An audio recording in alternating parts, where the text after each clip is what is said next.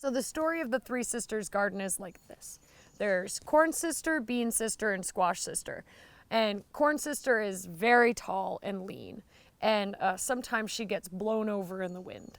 And Squash Sister is very short and she crawls along the ground. But sometimes she falls over and she needs some way to stay propped up. And Bean Sister is quite the same, and Bean Sister is great at gathering food. And Corn Sister is always hungry.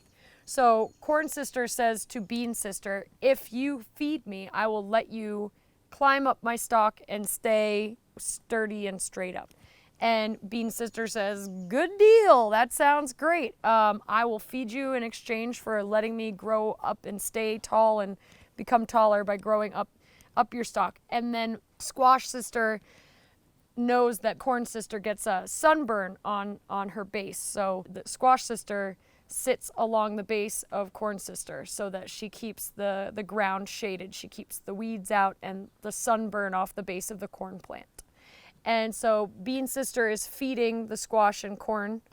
Corn Sister is acting as a natural trellis for the squash and the beans. So the three work in concert together, and that's the kind of cultivation technique that was used in those groups, in those tribes, was basically a complementary gardening situation. So they weren't growing in monoculture, they weren't growing massive rows, at least not for these crops.